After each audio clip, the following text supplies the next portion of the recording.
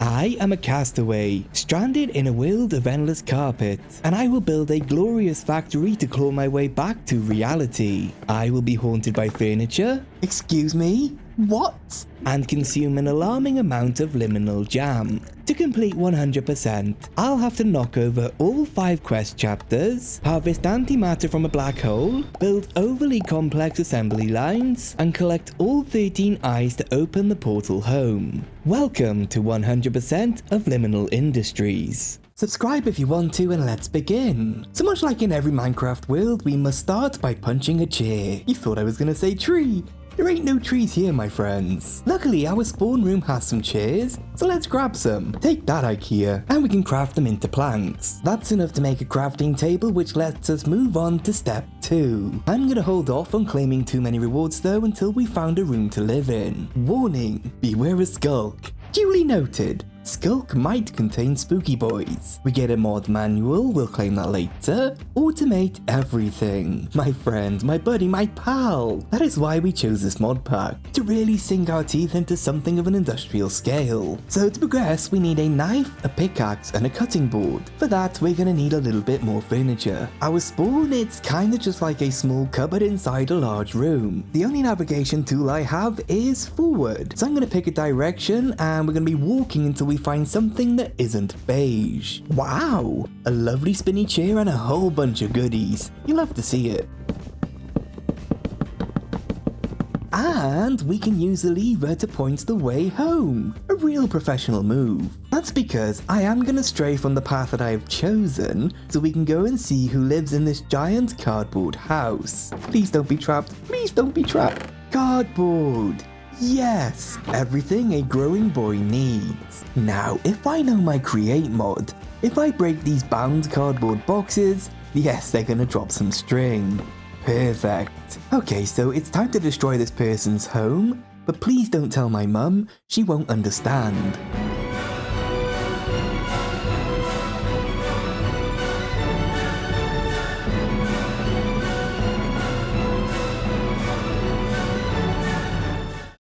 Well, that is everything worth taking. We've got 42 string and a bunch of building blocks. Also, these Mekanism boxes mean that we can move machines and chests around later while keeping all of their saved data. It might be useful, and it rhymed. Kind of. Also, you may notice that I am walking and not running anywhere. That's me trying to slow down how fast we starve to death, since I don't exactly know where to get food from. What's in the hole?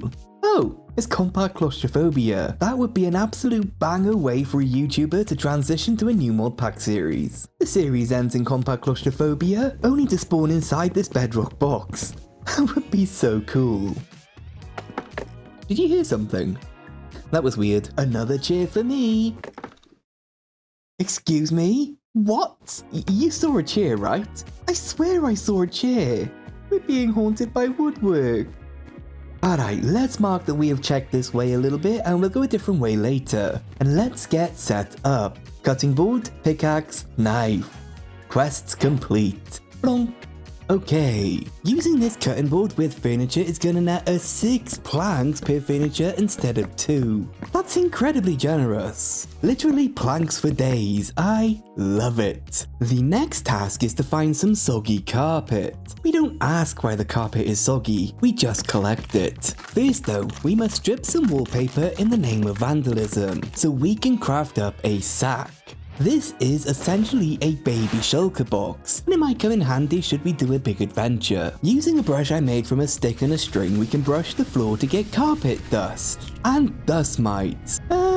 I guess a knife is the tool of choice right now. Okay, these boys are slow, I am not concerned. The dust mites dropped eggs, silverfish eggs. And because I am a starving industrialist, I decided to put them in a bowl and call it caviar. Lastly, we'll use the knife to rip up some carpet, and using the pickaxe we can chip away at the floor to get some concrete. We'll use it to make a furnace and we're progressing quite nicely. If we craft some string into wool, we can use that with the carpet and some string to make a sponge. Actually, a second one, just in case. We'll use this to harvest the, water out of the soggy carpet. We'll have a quick nibble and oh, that's not a lot of saturation at all. And I guess we shall go and find this dampened floor fabric.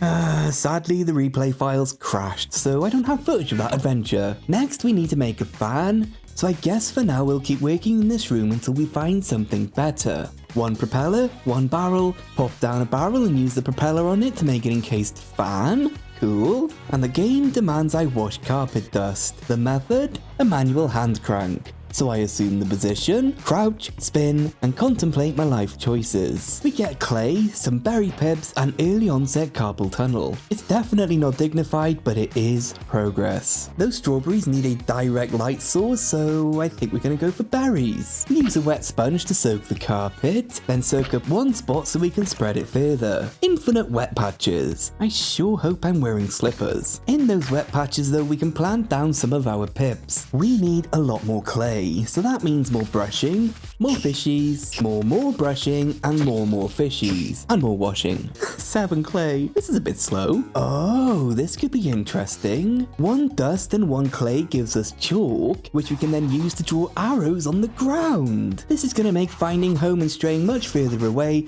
a lot safer for a dumb brain like mine. Oh, plus there is a chalk box as a reward, so we can bring multiple of them with us. It's so good. Moving on, let's turn 3 clay into an unfired bucket and then fire that fella in a furnace. It sounds a lot meaner than it is. 1 ceramic bucket.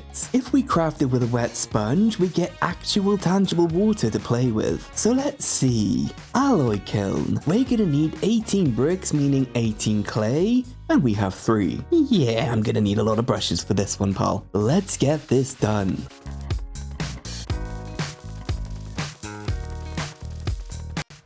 A lot of eggs. Let's make up a few more bowls of caviar. For that is 28 clay. We can smelt 18 of them, and we can plant down some more sweet berries. Maybe under the light source might be better. So instead of using wood, how many items does cardboard smelt? No way, 20 items? That's actually really good. Literally 1 box will smelt all 18 clay. I had no idea it was so good. Let me know down below if you didn't know that either, because my goodness. That is 8 kiln bricks. And now how are we gonna make the engineer's hammer? Oh, with concrete instead of iron. That makes sense. I guess we'll build this here for now.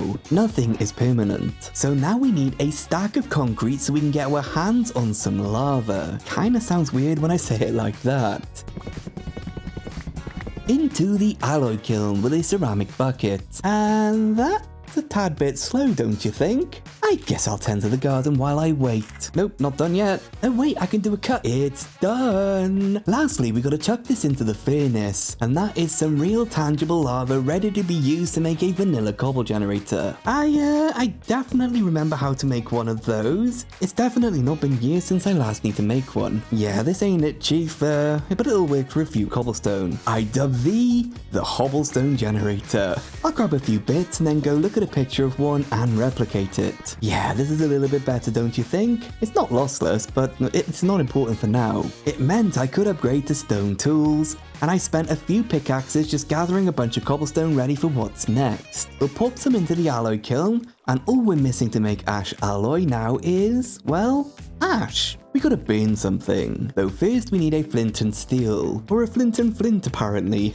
Using the cutting board, we'll pickaxe some cobble to get gravel, and shovel some gravel to get gravel and flint. So we take a flint and we make a flint and a flint. Now what are we gonna burn? I guess for now we could just burn a couple of planks, just to get the quest completed. And then using a shovel we can harvest it into item form. Into the alloy kiln with our lovely cardboard, and yeah, that is absolutely a reasonable speed. And that is the first of many ash alloy. I have an idea. We need much more ash. Let's head out and of course remember to use a chalk, and let's see if we can find another cardboard house. Oh, and I guess I'll farm some furniture along the way too. Wow! This room is huge and it's right next to spawn. I think this could be where we set up the mega factory. My goodness, this one's even bigger. Though it is quite a bit further from spawn though, and I'll never find it again if I die. But you could literally have multiple floors of machinery in here, and be able to hide the pipework. It's crazy. Do you hear that? That sounds like a warden. Please don't tell me there are wardens lurking about in here. Please? I'm going a different way. That is a big bottle of nope. Aha! Cardboard. Happy birthday, Zach. Well, that is all she wrote because the shovel broke. So I'll claim the rest of this cardboard for myself and try and find the way home. Right, let's get that ash onto coke, and I think we are due a massive chest dump. Ah, so much better. Let's make up a basic burner which replaces the need for an early game blaze burner, which I think is quite clever. We need 1 block of ash alloy, then if we place down some planks and use an ash alloy on it, we get ash alloy casing. Then if we use that ash block on a casing, we will get the mechanical press. I kinda like that recipe. We'll need another crank and a basin. I guess we'll just pop it down here for now. Inside we'll throw some fluid pipe that I found earlier, give the burner some fuel and light him up. Now we can crank the press and it should convert that pipe into some copper nuggets. Oh yikes, we're gonna need a lot of pipes I think, because the next task is a small steam boiler. Instead, we pivot over to botania for a bit. Using some cobblestone we can craft up the petal apothecary, and now we're gonna need a source of water. That'll work. Real quick, let me throw some ash into the furnace to start making ash bricks, as we're gonna need that for a coke oven in a bit. And now the main quest is gonna have us make some floral fertilizer. Lots of fun. 1 ash and 2 dye, plus a pip, which honestly is going to be the limiting factor. We can make a black dye from carpet dust, ash, dye, seed, floral fertilizer. We can use it on some soggy carpet for, wow, only 3 flowers. That's kind of mean. Maybe we need a bigger soggy patch. 3 again. Yeah, this currently isn't a good return on investment. Let's see about expanding this area out a little. Was it worth it? 4 flowers, technically a win I guess. Well, no yellow flower, but we might be able to craft up some yellow dye with what we do have. Oh, never mind, we get it via washing wallpaper. That'll teach me not to check the recipes. Up next, we're gonna need a pure daisy. So at least all that time getting those flowers wasn't wasted. 4 white petals should be fine. We have just enough. Awesome.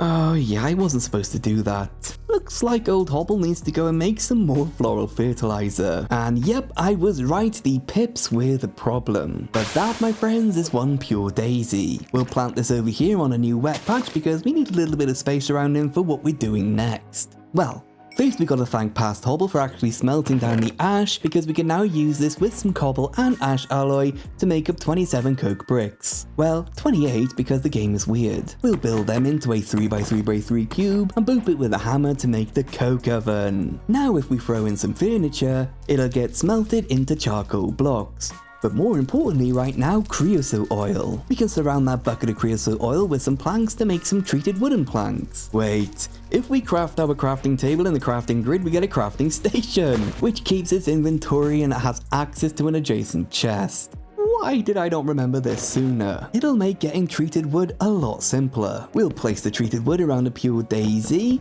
and through the magic of botania, it'll transform into living wood. I'll set up a second lot to convert since I'm definitely sure we're gonna need more. With the living wood, we can craft up a wooden hand. When used on an ash casing, we are given a deployer. Easiest deployers ever. I am liking these recipes more and more. Now we have a choice. We could go find more copper to get a steam boiler, we could look into creating liminal jam, or we could try and make a speedrunner's portal to get through to the nether. I think the nether sounds good, so we're gonna need 10 buckets of lava. Thankfully, we have a much kinder recipe we can use now, which only costs 5 cobblestone and a bucket. No way, heated cobblestone is stackable. That looks so strange. Sadly, another replay crash. This is frustrating. I swear to you, I held my breath all the way through making this. 1 misclick and I would have ended up with obsidian that I had no chance of breaking. So why don't we go and see what's awaiting us in the nether? Whoa, goodness me. Goodness me indeed. A library nether. Not exactly what I was expecting at all. We could harvest some books, which we can axe on the chopping board to get leather. We'll use this to make a backpack. Let me tell you something. This modpack has some of the craziest sounds I've ever heard in Minecraft. It's real creepy. Well, it turns out that specific noise was made by this pouty little fella right here.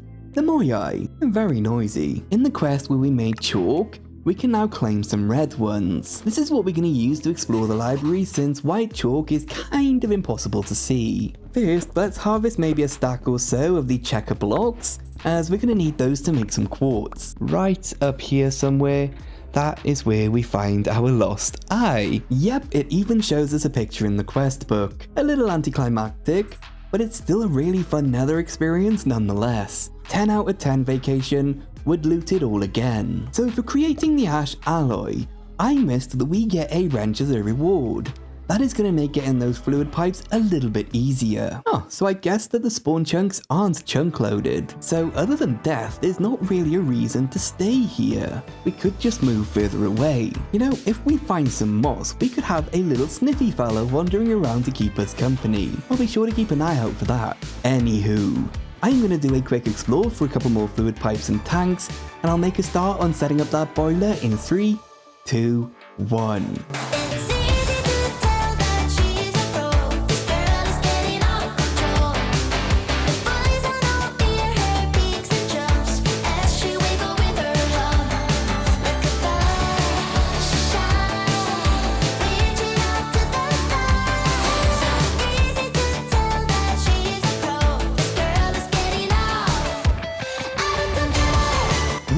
A lovely little steam boiler, and I've set up a washer and a smelter among other little bits. It's an incredibly simple system using a basic burner, and we have 2 ways to add water to the boiler. One is via the boiler power itself, and then we've got a manual one when it definitely is going to run out of fuel and we need to restart it. Now, since we have some charcoal, I went ahead and added a few torches to see if the strawberries and petals will grow, but we're going to have to wait and see on that one. Instead, let's move on and we'll use some ash alloy to make up some crushing wheels. Now I need sugarcane, which requires throwing random petals and junk into the apothecary.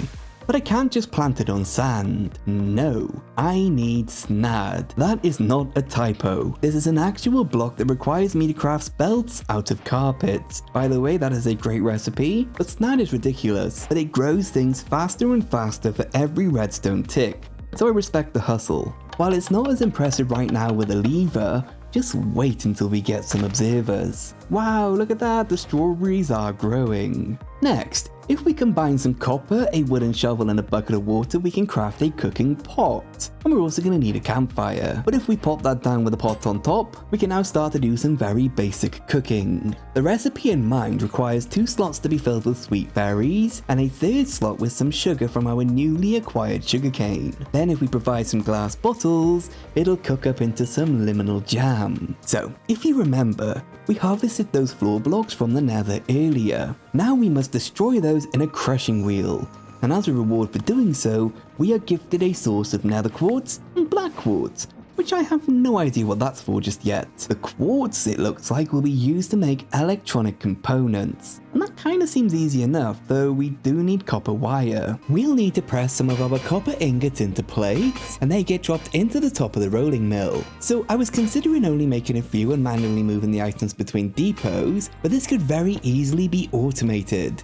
Literally a belt and the same 2 deployers. Throw on the treated wooden slabs and that is bulk craftable electronic circuits. Easy mode. Now we may move on to the final quest in chapter 2's story, making a tinker smeltery. Of course it's grout, which means clay, sand and gravel. For now we can make 6 clay blocks, and we can turn our last bits of cobble into gravel and sand. Oh, and of course for more clay we can just wash sand. That's gotta be better than carpet dust, right? So after a little bit more grinding, let's put together a smeltery right here. And after some persuasion, we have a basic 2x2 smeltery ready for service. So after yet some more cobblestone mining, we can throw 5 into the alloy kiln with a bucket. And while that cooks, I'm going to look through the chest to see what metal items we have got to smelt down. Like these fridges, it'll give us iron. Microwaves make tin. Stoves make more iron. Aluminum from recycling bins. Toasters are nickel. We get gold from an electric generator, that's cool. Basically, this mod pack encourages you to be a greedy little loot goblin, and I am so down to do that. Let's start with a stove. 1 block and an ingot of iron, that is actually pretty awesome. We can now easily pull that out into a basin to make a lovely iron block.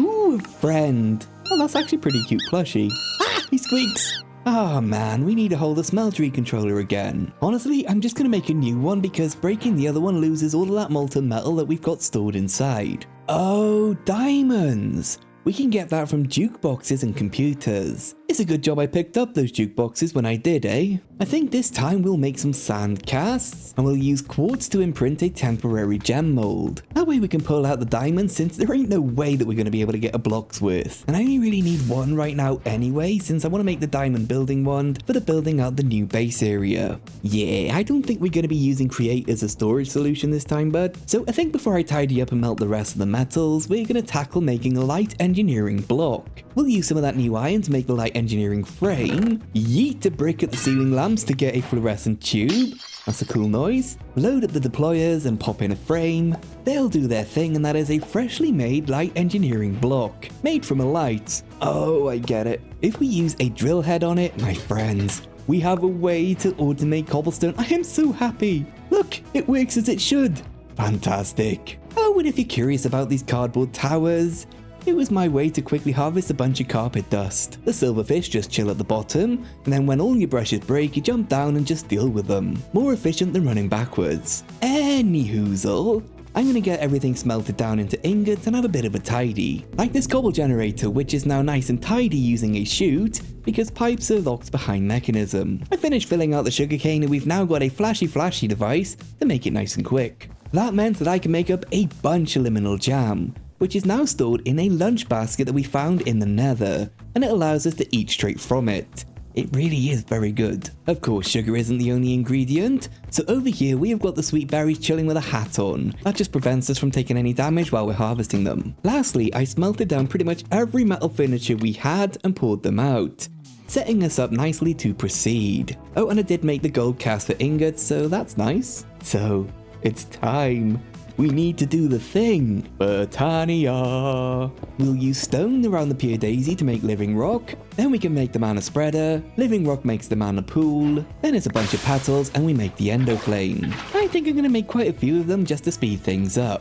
4 it is. They are very slow, so it's kind of worth doing this. Cool, spreader. Oh, and of course we're going to need the wand of the forest to link everything together, and we can plant the flames on soggy carpet. Now if we provide these with some furnace fuel, they're going to generate a teeny tiny bit of mana. Okay, I'm just going to fast forward through this bit and trying to make an auto dropper with an open crate, but I failed to remember that we can just get funnels. Yeah, raising it up isn't going to help you, buddy, since you've forgotten how to make it.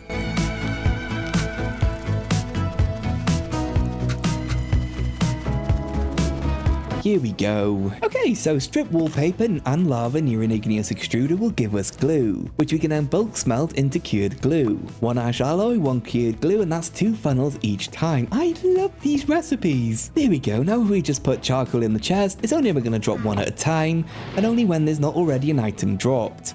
Much better. You just need to remember it is very slow. So if we drop in an iron ingot, we'll transmute it into mana steel, which we will use to make the dreaded runic altar. We'll pop it next to the spreader so we can easily turn it around when we need to craft runes. Now I'm excited because I get to use a mod that I've never used before. Eidolon Repraised. We're going to be conducting rituals to summon and unsummon mobs. To start, we'll throw some iron and lead into the alloy kiln to make some pewter ingots. That's going to let us craft up the brazier. And then with some stone bits and bobs we can make 4 pedestals. My assumption is that the brazier goes in the middle and the hands go to the sides, like all other mods do. Now I seem to have a little bit of reading to do.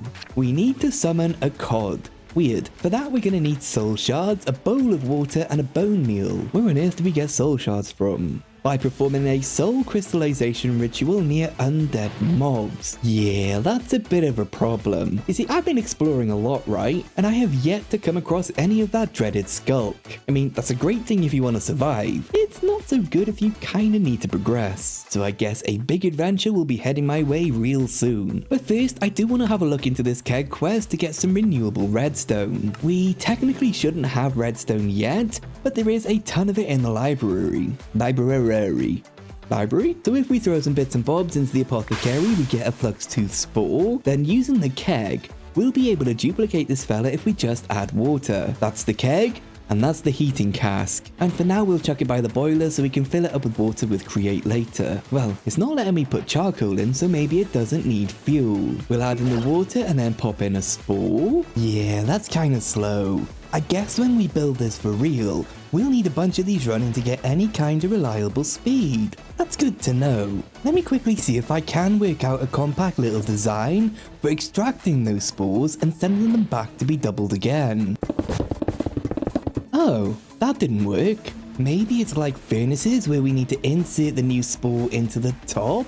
Yeah, we got to insert to the top. Well, that's actually a win because it's even more compact. Oh, but we of course need to siphon 50% of them off because if it overfills, it breaks. This could actually be a fun design challenge later, when we move. I'm kind of excited. Oh, even better, it's the same for glowstone and slime. For now, I'm going to repurpose this one by adding in 2 sets of carpet and some sugar, and that's going to very slowly start to make dirt. I'm going to need that for the new room design. So I'm going to head off and find some sculk, and I need to bring bone meal, redstone, and the blazier things. Let's go run towards danger. No worries. Well, it's not danger, but we are going to need this sky stone in order to start applying the Energistics later, so I'd better gather it now since I'm never going to find this room again. Ah yes, good, and the presses are in the center. That is actually one task ticked off for later. Nice. Sculk. It should be easy enough to block this off if I'm quick, and the husks should be trapped. No. They can climb. What am I doing? No! Follow the arrows to get back, but I feel like I'm being stalked. I can feel it right on my back. Is it? It is! It's coming! Help! No! Dead end! Yep, that was a fail. I somehow managed to forget how to follow arrows. The bad news is now I gotta go follow those arrows to try and find out where I died. I don't like my chances. But I can't give up because I had so much stuff on me. Yes, there I am. Is the spider still here? Please game, not noises now. My heart can't take it. I can't believe I tried to nerd pole away from a spider. That's so silly. Claim back my items. And now I need to go and find some new sculk because I believe our ritual will only work on undead mobs. Such fun. Well, I found some, and I saw proof that it is husks. Sadly, I have had to mute the game audio though because one of them is playing a song on their backpack, but it is a certified bop. Right, let's try and get closer. Ah! Dude, don't jump up like that. My heart, guys, I can't. Okay, this song is legit a bop. It's a shame that I gotta be so careful with random music on here. So, brazier in the middle and the 2 hands next to it. We'll put redstone in those hands and a bone meal in the middle. Light it on fire and it'll start casting a ritual. Got them? Jump down fast and pillar up quick! Yay, we have game sounds again. Not that the eerie noises make life any nicer for me. Oh. Yeah, I don't know what noise I made there, but I think you deserve to hear it. Right. I'm going to use the rest of this bone meal and I will see you back at home. Okay, real quick pro tip. If you want these guys to, spawn on you a lot, give one of them a tap. They all get mad. That's brilliant. Okay, they got me again. This is not good for my health. Alright, I am a genius. I have made a little catcher for the husk friends. We group them into the hole, light up the ritual, and then as they die off, we block it off and we're safe to drop down and loot. And pro tip, don't mind the top block. Mind the bottom block, then the top block. And now everyone can join us again and we can use our last bone meal and finally go home.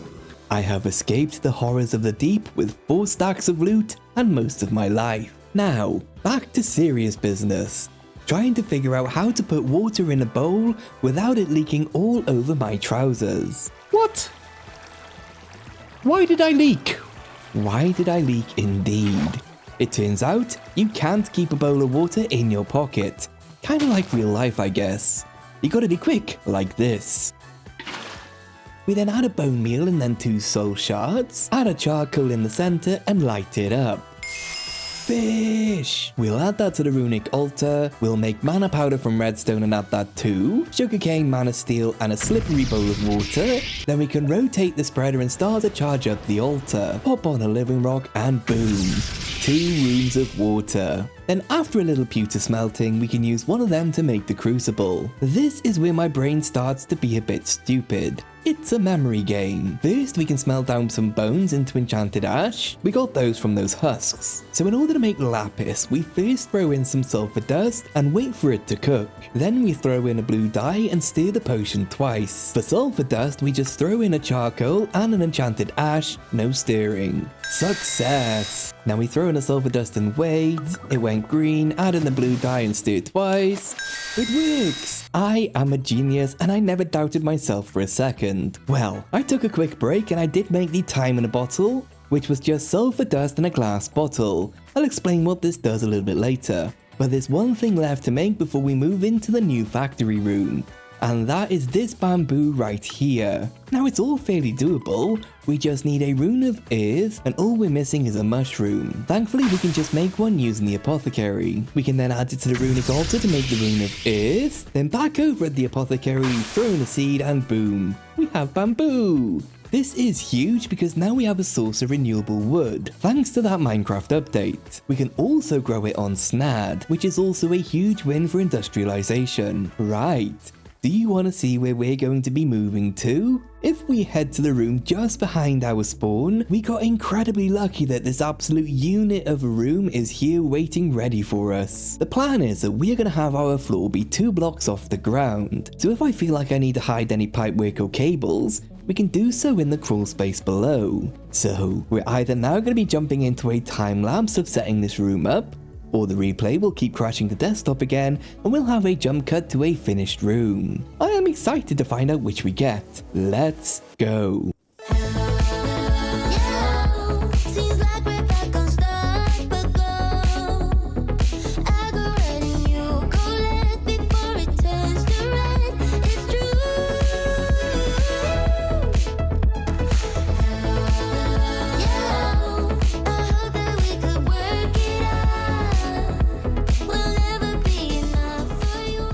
It worked! Even though it wasn't really that fancy because we literally have no decoration blocks. It is fine for now though. All I have done so far is move everything over from the old spot. So we've got the boiler, and behind it that's where I tucked the smelter and the washer, just to keep it out of the way. Buttons are necessary because fire is bad. Now I believe that we had just worked out redstone, but there is no point in using create for the water when we are now very close to the aqueous accumulator. With that, we can then try and make a tileable redstone maker, because a single keg takes 2 minutes. Now, technically, we have everything to make the accumulator, but what we are missing is a way to move that water. That is where the fluid duct joins the game. We need lead, which we have, but also bronze. That is nice and easy though because it's just 3 copper and a tin. We're gonna go for 8 ducts for now and we can always make more later. However, these pipes are useless on their own. They need a dictator telling them where to pull from. That is where this servo comes into play. It's instructions for the pipe to tell it which way the water flows. Finally, the accumulator. Next, we're going to try and make this magic workbench. That means we need polished wood planks, so it's back to the witchcraft I go. Success! We'll never need to do this specific craft ever again after this. Now we are going to need a little more pewter, and while we wait, why don't I talk about how we're going to be powering our basic burners. The quest does suggest using coal coke, but of course we found something better. Cardboard boxes. And they are so easy to make. Right then, we'll craft up a pewter inlay, and we'll use that with some carpet and the wood we made earlier to make the magic workbench. Cool, looks like it doesn't use pedestals. It appears the final item we are missing is some arcane gold inlays. That's another crucible job. Success! That's the inlays and oh dear, I missed that we need a lesser soul gem. Definitely didn't mess up the first time, do not worry about it. Ah, we can't auto-insert the recipe. I shouldn't be trusted to remember things like recipes. Well, after some trial and error, that is the Soul Fire Wand, and this one has a very interesting use. If we just so happen to throw a brick onto the ground and then zap it with its fireball, it miraculously turns into nether bricks. And with that, we have unlocked the way to make the very basic blast furnace. We are just missing some concrete bricks, which appears to be a nice and easy create supply chain using gravel, sand and clay. Success! And after a little time we can craft up 28 blast bricks even though we only need 27. Such a weird choice. For now we can use charcoal, but I'll probably make a little coal coke later to be more efficient. If we pop in some iron, it'll slowly heat it up and turn it into hot steel. Wow, really slowly. Alright, I'll have a little tidy up while they heat up. Behind me we have a nice and simple cardboard box maker, which I reckon I can make more compact later. Right now we embrace the spaghetti. The only thing missing is automated bamboo, but I think we're probably going to wait until we have the accumulator for that. It barely uses any cardboard anyway, so I don't mind filling it every few hours. With the 3 basic burners, we have got 50,000 stress units to use. That should be more than enough to see us through to blaze burner automation. Oh, and I've swapped the boiler over to an accumulator because it is much more efficient and it never breaks down. Anywho, 16 hot steel has finished blasting, and yeah, coal coke was needed due to how long it takes to heat up the iron. We just need to use these on a cauldron and oh, it consumes the water to make steel. That's no good. Let's use a water spout instead. Now there is a 10% chance it fails, which it did once, but then that just goes back into the blast furnace for reheating. Now we need to do something scary and revisit the shotguns to harvest some sculk. Don't mind me, I just completely ran out of redstone and spores. Please hold. Actually, here's an example of the time in a bottle. If we crouch right click, this is going to accelerate the keg here by however many times we click, using the time that we have got stored inside of it. It means that we don't have to wait 2 minutes, and instead we only wait a few seconds. And after that side tangent, we can craft the nullifier. Then we can quickly make some aluminum wire so we can craft it with redstone to make the redstone wire in which we need the redstone flux coil. So many redstone thingies. But finally, it all combines with some electric components to make the sculk scrubber. Now we need to be brave. Or not. It turns out that we can use light levels to temporarily disable the sculk spawners. But let me tell you, building that cobble bridge here, that was terrifying. The reason we are here though is we can place a sculk scrubber above a sculk block, and once activated it will start to scrub said sculk away. Though I had no idea that it was going to consume the blocks. Wait, the spawners! Please stop! That was close. I still need these spawners, so I guess I kinda need to be careful next time. It had better give more than 1 echo shard. It did not. I have been ripped off. I demand a refund. I need to speak to someone's manager. Well, I guess I better head back and get a few more echo shards. And I'm probably gonna bring the blast furnace with me, so I only need to do 1 more trip. So I managed to get 10 echo shards. I hope these last a long time because I'd rather not go back to that scary place. Now we've got them, we're not going to use them. First I would like to make an alternator. Then we'll want a crystallizer and some flux ducts to move the power around. That's because I hadn't seen that we have AE2 coming up in the quests, and digital storage is a game changer. However, to get there is quite a few microcrafting steps to go through. Like, a lot of them.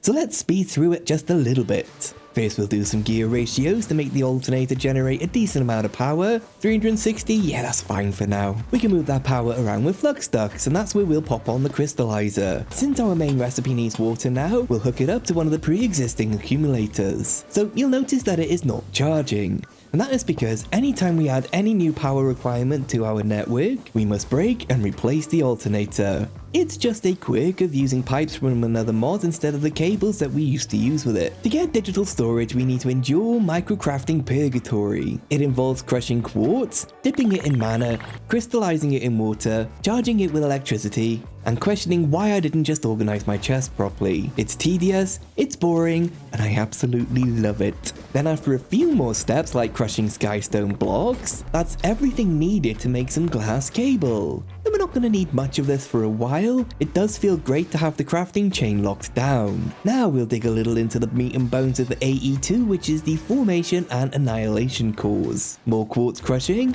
more dust making, and more crystal growth. Eventually being able to craft the formation cores, and then swap out the sears for normal quartz and we'll get the annihilation ones. Sneaking around the back here, we'll grab some of the glowstone spores, which I did go ahead and make both this and the slime one the same way as the redstone one. Ooh, it turns out we can only ever get a 1:1 ratio when making glowstone, unlike the redstone which is a 1:3. That's a tiny violin moment if I ever did see one. But a bit more crafting and that's everything to make the illuminated panel. Then finally we can craft everything together to make the ME terminal. Oh, and the ME chest, which I don't actually know how to use. So the crafting terminal needs a skeletal contractor.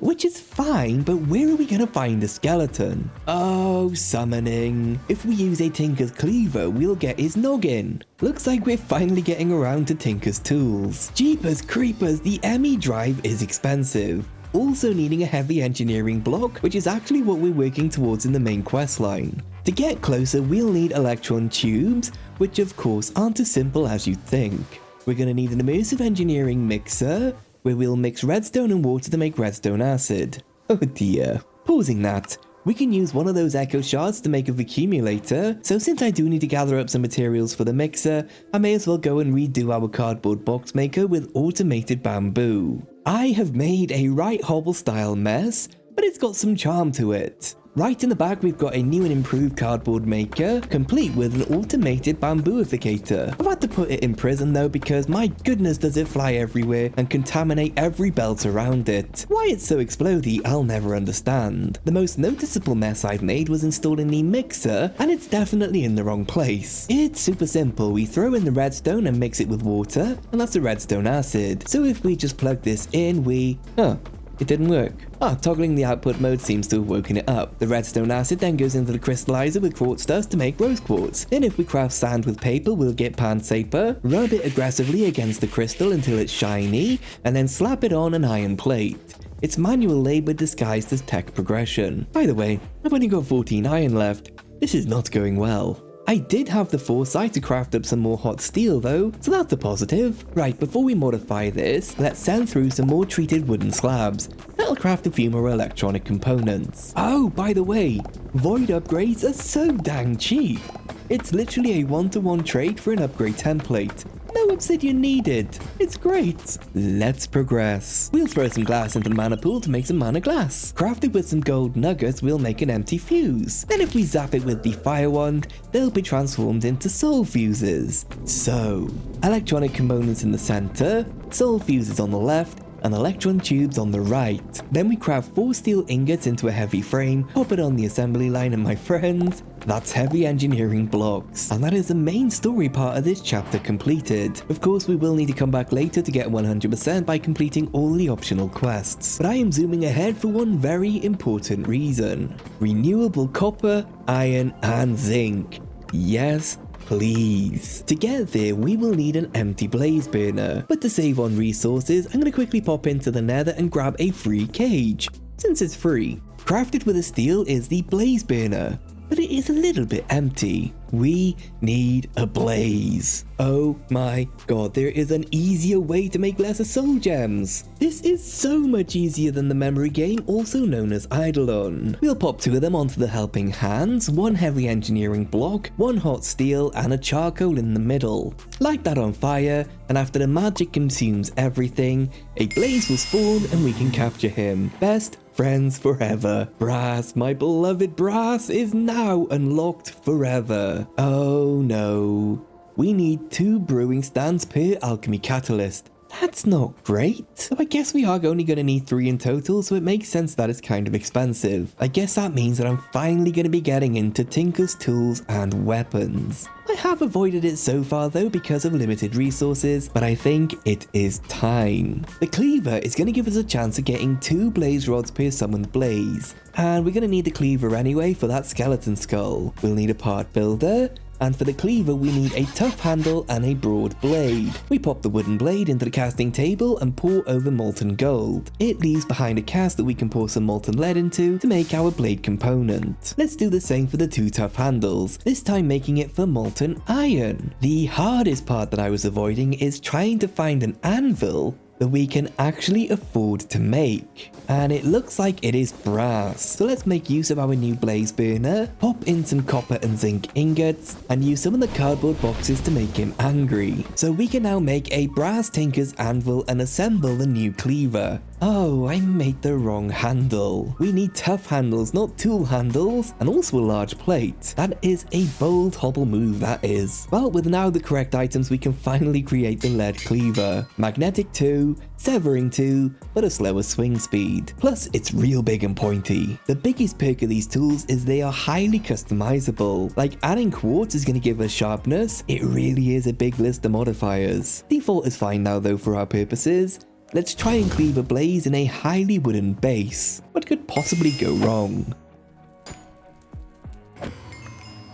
2 brewing stands, sacrifice an echo shard for the mana pearl, and that's everything for the alchemy catalyst. We'll pop this onto the red carpet in the nether, extruder and lava, and that, my friends, is crimsite. We can make use of the time in the bottle and pull out as much as we can fit in our inventory. By itself, crimsite is nothing.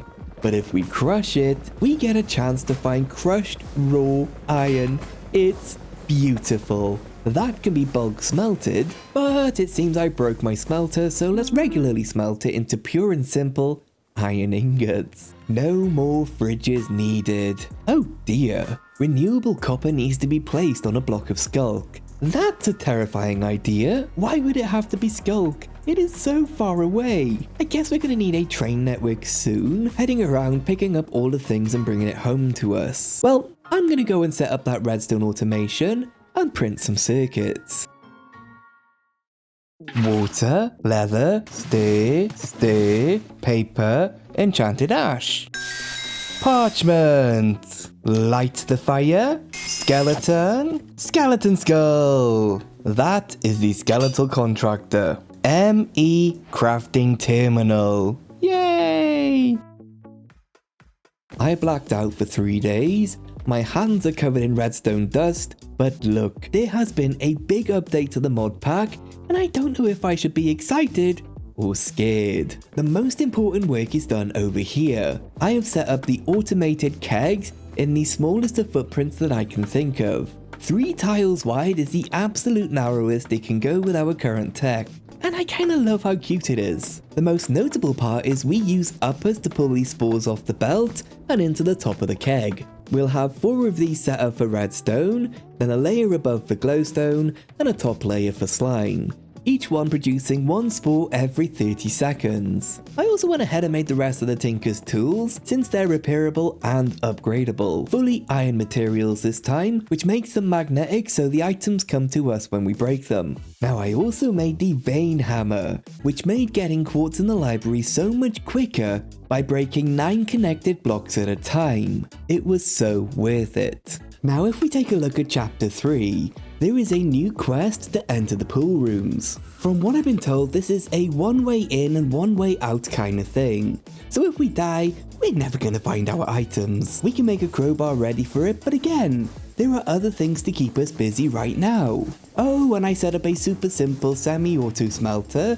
That way I can dump smeltables and run away. Currently, we are just waiting on steel. We need that to build a refinery and fermenter, but steel production is very slow. We can make it quicker though, if we tear down our crude blast furnace and combine it with some steel plates, pop a hopper on top, we'll upgrade to an improved blast furnace. This is better because it allows for some automation, and we can speed it up with preheaters which use a little bit of power. Right, the last thing I want to do is prep for AE2 by crafting up some 1K storage components. Upgrading them to 4K and then popping them into a housing. AE2 is special where we're going to want a couple of high level drives, and then the rest of it's going to be filled with low level drives just to be able to handle the types and bytes.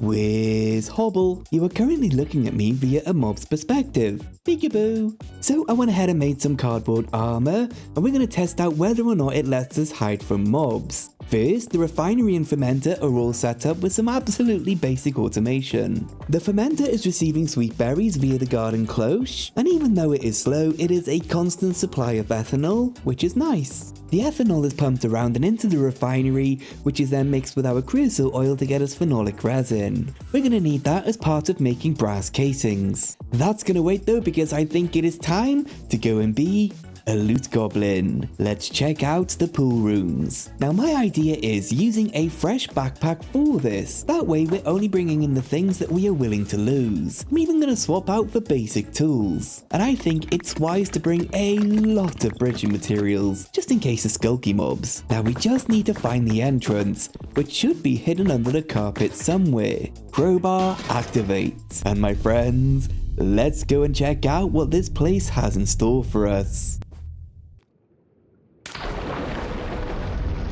Oh, pool is in water, as in swimming pool. Yeah, not that game where you hit balls with sticks and it's got to go into the pockets and the corners and there's different color ones and the balls. This makes a lot more sense. Well, the first room is, well, unexpected and big and bright. Oh, chapter 3B unlocked, and we've got a clue about what we can find here. Kekimuros, inscriber and multi-servo press, nice. An ME controller, yes please. There's an aquatic eye to find. Renewable lapis if we can destroy some guardians. Oh my gold. Renewable gold is here and I need this in my life. Finally, there is a room filled with molten silver. Oh, and that's what the exit looks like. Adventure loot goblin mode activated. Behind door number 1 we have the renewable gold room. Incredible. We'll be back to exploit this resource soon enough with the catalyst and an extruder. Also a ton of haunted chairs. Make of that what you will. Oh yeah, cardboard armor means that we can now squeeze through gaps like this without the need for a trapdoor. Am I concerned that that's going to fall on my head if I go up here? Ah! Ah! Back away. Don't go that way, Hobble. Yep. Hobble got baited by a free toaster. Never again. Oh. Oh. I see Sculk. I'm gonna go fast. Go fast. Go fast. Oh my goodness. That is Guardians. Skulkians. What Sick Hobble was trying to say is that if he swims past those Guardians, there's the ME controller he so desperately wanted. ME chests too, and a free steam boiler. And now being the chicken that he is, he's gonna nerd pole across the water whilst hiding in a cardboard box to try and get to the next room. Silly Hobble. Ooh, I wonder what's up those stairs. It had better not be Skulk. Hello? Who up here? Oh no, it keeps going. The second I see Skulk, I am crouching. It's gonna be Skulk. Knowing this Modpack, this is gonna be a Skulk room. Where the heck does it go? It's gonna be Skulk. I'm gonna survive and I'm gonna have to crouch all the way down these stairs. Okay, I am so getting fed up. Am I like teleporting back down again? Is this an infinite staircase? I got had. I was running for about 3 minutes up these stairs, right? Watch what happens. We run up the stairs. Running. Oh, what's back down here? No, okay, a little bit further.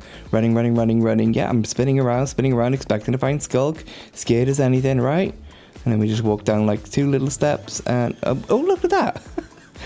In the back of my mind, I knew that it was going to be a clever little thing teleporting me back down, right? But there was plausible deniability. We could have been going from bedrock to ground height, but that just keeps going. Oh, it's very clever. That has made my day. I'd like to say that if I wasn't sick, I wouldn't have fallen for that. But I'm going to be honest, that one got me really good. It was seamless. Fair play to the developer on that one. Why is the floor moving? We gotta risk it. I think this is the inscriber and the press, which getting for free is a huge advancement. Inscriber, multi-servo press. Nice. What's in the padded room? That's a no from me, Jeremy. A big hard nope. A big hard nope. I think that's the exit, my friends. I'm just gonna check the adjacent rooms and I will see you back at home. I'm coming for you. Gonna get you. Gotcha. Leroy?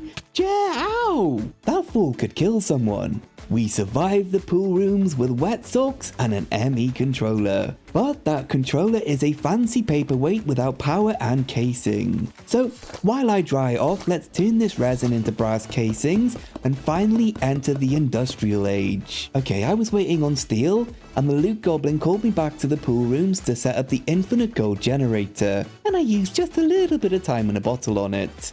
These here could either be 8,000 gold nuggets, or more profitably, if we melt it down, that's 8,000 gold ingots. It's a no-brainer. Oh, there's multiple exits. That makes these adventures so much less stressful. I might actually see what else I can find then. Well, I found the infinite silver room. I guess we can set up some cart contraption later to try and collect all the silver and pour it into blocks. What on earth is that? Oh, it's a ball pit. Oh, that would be a genius location for them to put a sculk spawner right underneath. We are now golden. Gonna be golden. Whoa. The limiting factor, of course, is the forbidden soup that we call lava. The sooner we unlock the magma crucible, the better life will be. We've just got a simple on and off switch at the moment, so we can still use the smelter for other things. It turns out we now had all of the things needed to make an AE2 system, and digital storage is so nice to finally have. Though we did have to add a dark mode resource pack, because the new AE2 colors are very bright and unreadable for me. So next we're gonna light the bonfire and poof, a chicken. Sadly, no feather, so this time we'll poof 2 chickens, breed them, and then get a feather. That'll go on the runic altar, and boom, a rune of air. Now of course we were waiting on steel, so over here I have set up a mechanical press with the blaze burner.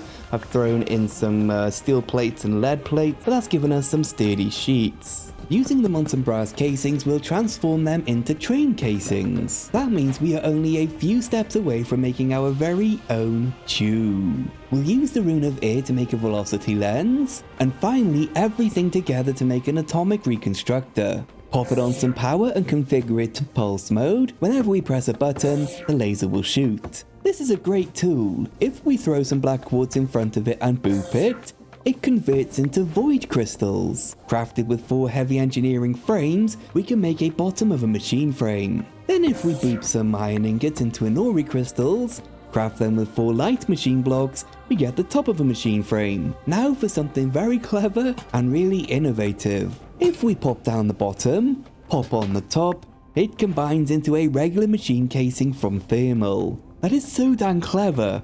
I love this idea. They do cost 4 heavy blocks each though. It's an expensive and cute little idea. We are incredibly close to auto crafting though, so that's what'll give me permission to automate every single thing in this game. So I'm gonna set up a train track maker now, since we're gonna want to grab copper and zinc from the mob zone and bring that home. For now, if we grab our very last diamond and zoop it into a diamante crystal, we can use that on a train casing to make a dimensional stabilizer. This is a really awesome item from Mekanism that allows us to chunk load. That means that we can keep generating resources at the mob zone even though we're only there in spirit. But now we can craft a blast chiller and an induction smelter. But now since we're out of engineering blocks, I'm going to focus on that for just a minute. Oh boy, have I been on a bit of a journey. The first thing I want to mention is I did find oil, which we will need to complete the rest of chapter 4. But instead, I want to talk about a tool that I found mentioned in the quests that sent me down a bit of a rabbit hole. So I went back to the pool rooms once again to grab some renewable lapis and aluminum. The lapis needed prismarine shards, which is as easy as zapping quartz with a laser. After that, I saw a quest to make a wall piercer, which, would you believe, has the ability to remove some of the liminal walls that confine us. The only thing in our way was the prismarine crystals. We can turn shards into crystals with the crusher from the zapping mod, and well, it's so Good. I think it only works with walls that are 1 block thick though, but we do have lots of those to remove to reclaim this room's size. The reason I'm highly excited about this is I have found something when looking for oil. If we pop a wall breaker down on this wall right here, right next to the wallpaper farm which I made ready to get renewable lead, and then let's go on a run towards the black arrows, which lead to oil. Pop another one down and no! The wall is 2 blocks thick. This is so sad. I don't know if you can hear it on YouTube, but the other side of this wall is our factory. And just around the corner is a room made from red carpet. The exact block we need to generate infinite iron.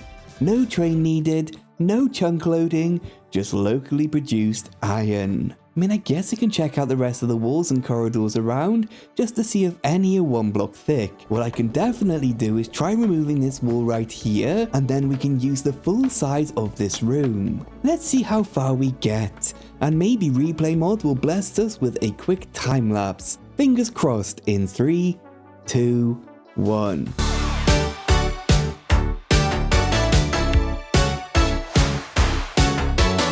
Replay Mod, are you feeling okay, bud? Yeah, it's completely broken now, but that's the least of our worries. You see, we have been in this corridor before.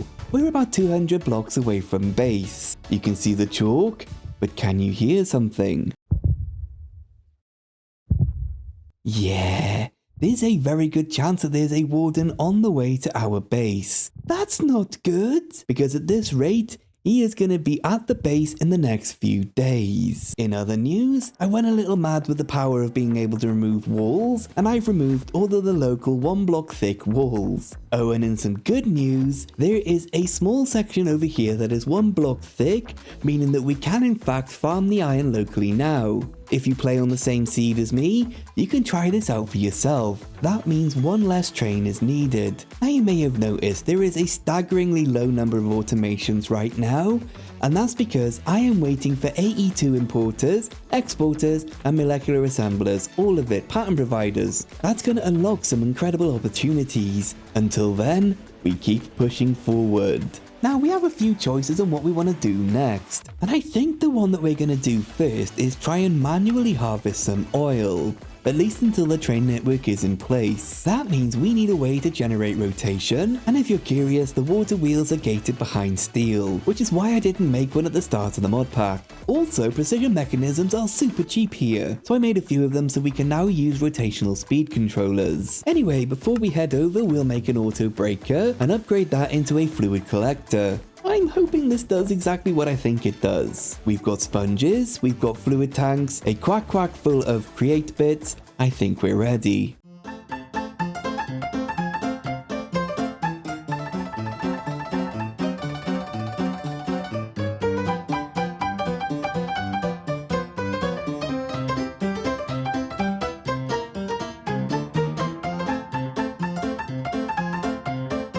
So in theory, we just use a sponge on the carpet and yep, that's crude oil. And after a little trial and error, we are now automatically extracting oil from the carpet and putting it into tanks. I don't exactly know how we're going to fit in a train station down here. Well, I mean, if we want to clear away the spooky boys, then we could use that track there.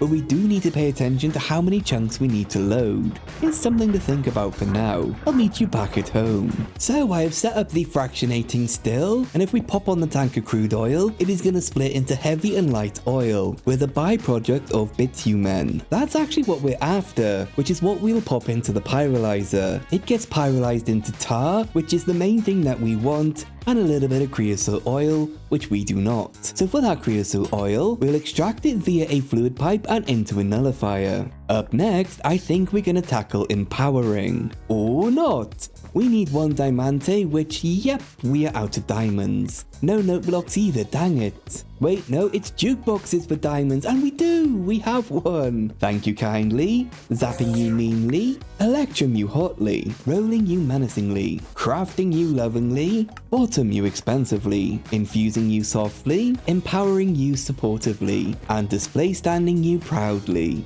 The empowerer goes in the middle and the stands go in each of the cardinal directions, which I think it means 1 on each side. Break and replace every single time. We'll put the tar in the display stands and a void crystal in the center, and nothing. Now this should be working. Nope, still nothing. This bit wasn't supposed to be hard. I guess I'll tinker about and I'll let you know how it goes. Surprise, surprise, I am back in the pool rooms again. This time to stock up on a bunch of silver blocks. I just can't seem to stay away. 3,000 blocks, I think that's gonna last us a while. Let's catch up and then we progress. I've used the inscriber presses inside the multi-servo press to make a start on the AE2 circuits. Of course, the one that we are missing is the engineering one, which needs diamonds. We don't have diamonds. There are jukeboxes in the pool rooms, so I think we're going to be back there yet again very soon, especially since they are much less traps than the ones we have here. Looking at the quests, I did go ahead and make the terrestrial agglomeration plate. It's rune crafting, very basic stuff. If we pop on a mana steel, mana diamond and mana pearl, it'll consume half a mana pool's worth of mana to create a Terra Steel ingot. I hope we only need one. Looking ahead though, we're also going to need this plate in order to make reinforced alloy from Mekanism. That is absolutely insane. We are going to need so much mana. But I refuse to upgrade from the fiery plants. They're my boys and they cannot be replaced. Anyways, in the blast chiller, if we pop in a metal press mold, add in the phenolic resin that we made earlier, it'll cool down into Duraplast sheets. Then in the induction smelter, we've got our vacuum tubes, and I think that's everything. I'm getting lost in my own room. I need to tidy up soon. Too many sequenced assemblies. Here it is. Slot 1 is the empowered void crystals, slot 2 is LV wire coils, slot 3 is electrum wire, and slot 4 is the vacuum tubes. Pop in the Duraplast sheets, and my friends, that is an advanced electrical component. Wasn't as bad as I thought it would be, to be fair. Oh, and the reason that the empowerer didn't work is it needs a 2-block gap. It's very space inefficient. You can reload it with hoppers though, so we might be able to automate this later. 59 advanced components. That is a big progression step, that is. So we are heading towards the arc furnace to make reality ingots, which cost a Terra Steel nugget and a confusing powder. That's made from putting carpet dust into a centrifugal separator. And carpet dust is farmable nice and easy. It's not a quest, but I do want to make the magma crucible, because then we can use it to turn this cobble or netherrack into lava, which is what we are missing for a limited obsidian, which we're going to need for the train network.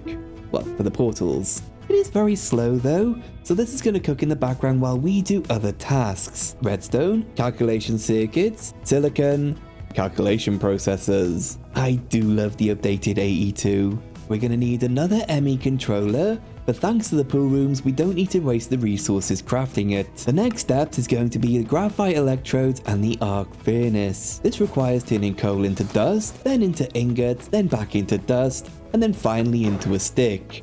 We have to do this 3 times. It's the circle of life. If life was made of carbon dust and unnecessary processing steps. Okay, I got bored of waiting for steel to finish smelting, so I set up the confusing powder maker. It's slow, and that's okay. Bum bum bum. Arc furnace. One teeny tiny little problem with it though. It's just a small thing really. We generate 360 RF per tick, and the arc furnace uses thousands. I think we're gonna need to make one, wait for it to recharge, and then make another one. 27 reality ingots. We'll use 4 of them to make an empty reality charge. Then we're gonna need 91 reality frames, which is a little bit extreme, I'd say. All we're really missing now is the spatial pylons. No, we need another Terra Steel, which means we have to use our very last diamond. Yeah, okay, now we gotta wait on the confusing powder. Okay, so we're gonna borrow 4 of them and use the empowerer to charge up the reality charge. Then for the data chip, we need a memory card, nice and easy, and a 2-cube spatial component which needs 4 Fluix pills, which do seem easy enough. It's just Fluix dust in the press with a ball cast. No, why? No! I quit. We need an engineering processor which needs diamonds, which are impossibly slow to find. A Hobble never quits, he distracts. For now, we're gonna make the other reality ingots, and I guess it's back to the pool rooms for me.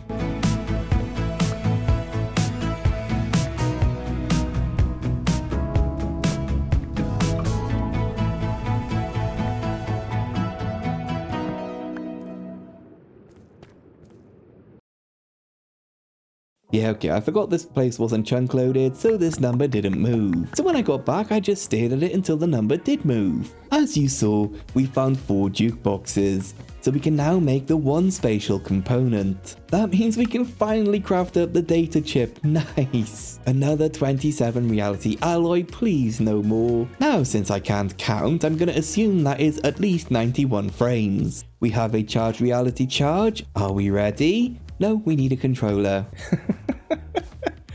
Actually, all we're missing is the spatial component, which is missing... Which is... No,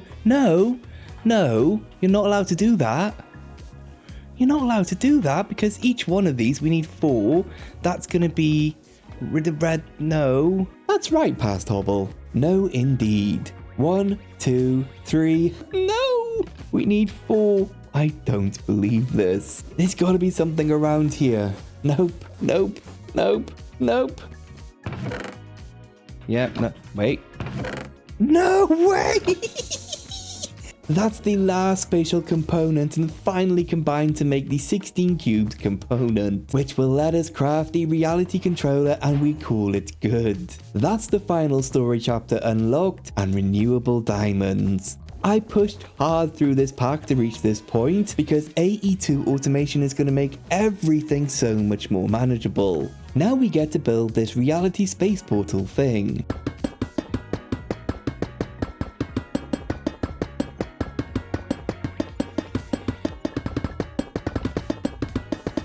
And the first seed that we're going to try out is 0100. This is exciting. Please be diamonds. Oh, because I built it wrong the first time, it glitched out and spawned a second reality charge. I'll take it. Wait, what if it's danger? Steel armor to the rescue, I hope. Oh, it looks safe.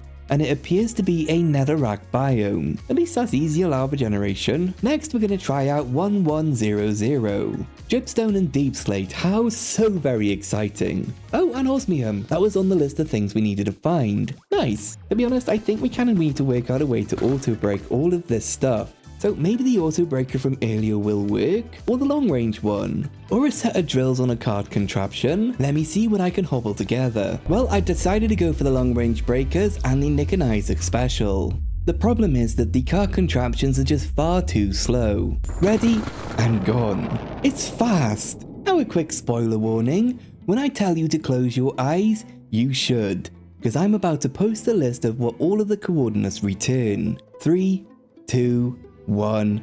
Eyes closed if you want to go and find out for yourself. Pause the video if you want to copy this down. And 3, 2, 1. You can open your eyes and click the subscribe button. I did find the diamond seed and I am farming it non-stop because the next big task will be to rip everything down and rebuild it automated. We're going to need a ton of wool for that, which is why around the back I have been slowly farming industrial hemp, because they turn into string and subsequently wool. You can get these seeds from brushing dirt on a chopping board. I'm going to be real with you for just a moment. This next automation task is a big one. Nearly everything up until this point needs to be automated properly. Maybe we should find a bigger room, or at least build multiple layers inside of this one. So instead of going step by step, I'll bring you back in stages every now and then just to keep my mind focused and keep you all informed. It's probably what's best for my time, your time, and video time. So without any further procrastinating, let's get this done.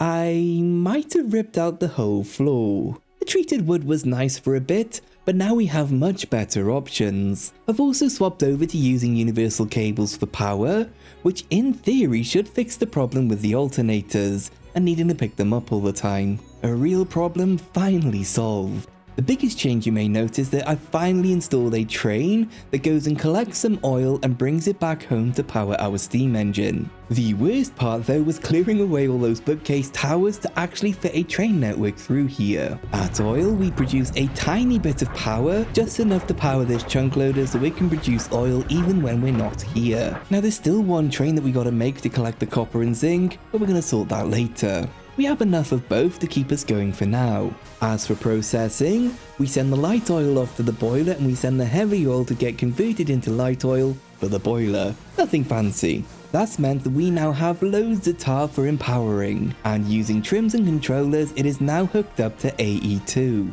Iron is also hooked up to AE2, and that's the plan going forward, is to make everything accessible to digital storage and crafting, including the brand new spore duplicator that I've hidden over here, where we have a 4-keg system for each of the spores. The only thing to keep in mind is channel usage, which it does require a little bit of brain power, but we cope for such a cool system. Right, I guess I better work on getting a new floor down and hooking more things up to Applied Energistics.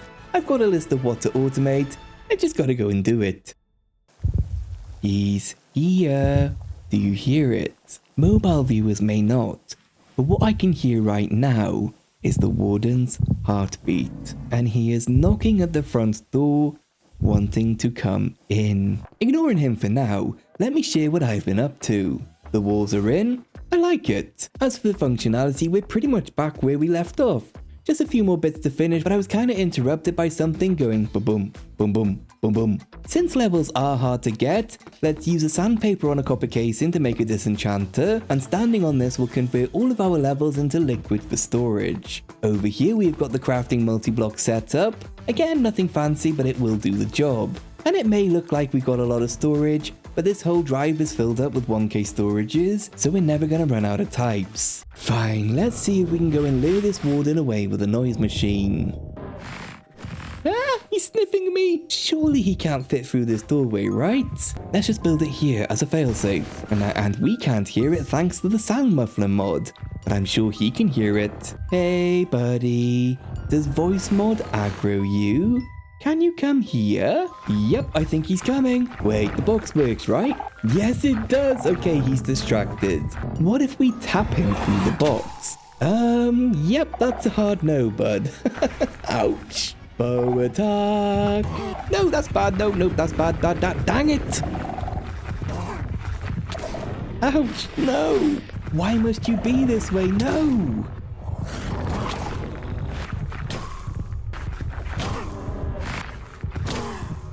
You know what, buddy?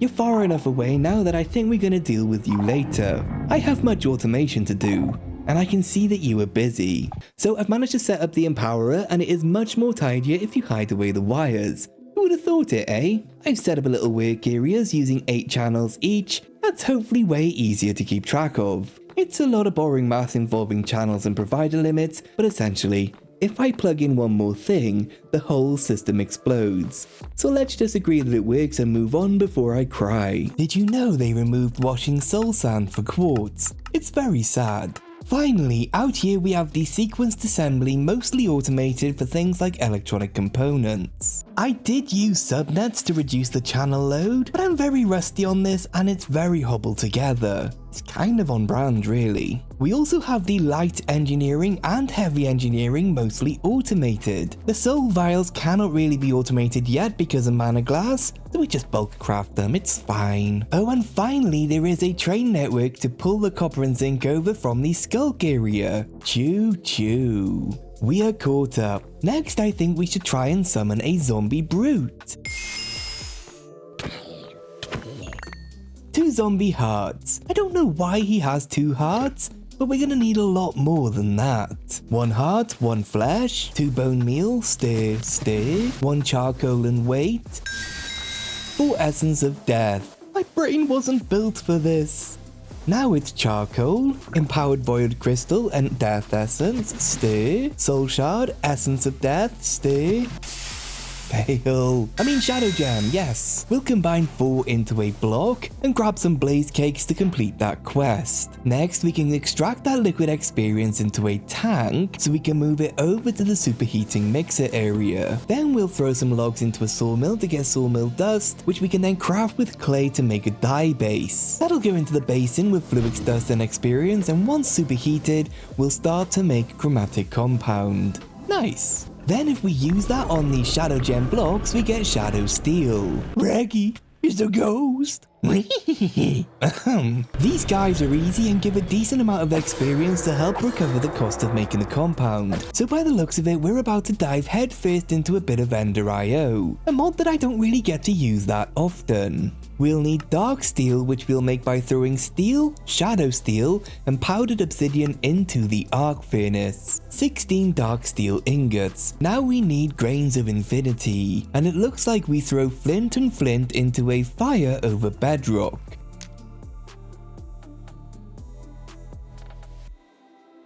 That didn't work. Oh, there's a tab right here that explains it. I am daft. Wow, yeah, this is so easy, no trouble at all, woo! Now we can request the system makes us an ender pill, which is made from ender dust that we get from crushing endstone. I love being able to just request things like this. We'll throw it into the crucible with an enchanted ash to make a calx of the end. 1 calx, 1 grain of infinity, 2 confusing powder, and a stick. Ooh, this one is red. That's cool. At least 7 seconds later, we have an infinity rod. If we want more of these rods, we just throw it onto a saw and it's gonna spit out 2 of them. Very spicy indeed. All together, we can now make a void chassis. We're gonna probably automate this at some point. After some microcrafting, we can use the chassis to make an alloy smelter. Not gonna lie, this has always felt like a weird way to configure the sides of a machine. Oh wow, we can now craft item conduits, which is finally a type of item pipe.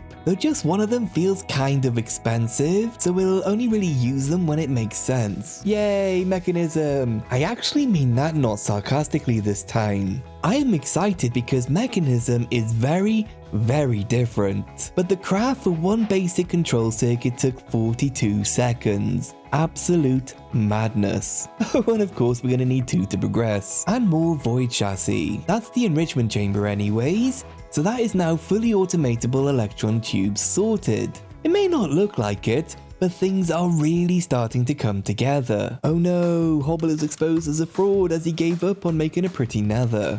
In my defense, there is just an insane amount of bookcases. Plus, every book is just a copy of Twilight Breaking Dawn. A very strange library indeed. The reason we are here is we have a new portal, and this one takes us to a spider spawner, which we now have to use for Eidolon purposes, since I kinda ruined the husk spawner room. The reason I chose spider this time is we need spider eyes in order to make the potions of poison, which we're gonna use right now, along with some soul shards, enriched gold, and carbon, and a lesser soul gem.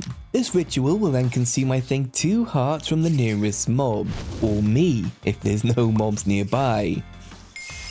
Then in the accumulator, we have got a moderate soul gem. We are gonna need so many of these.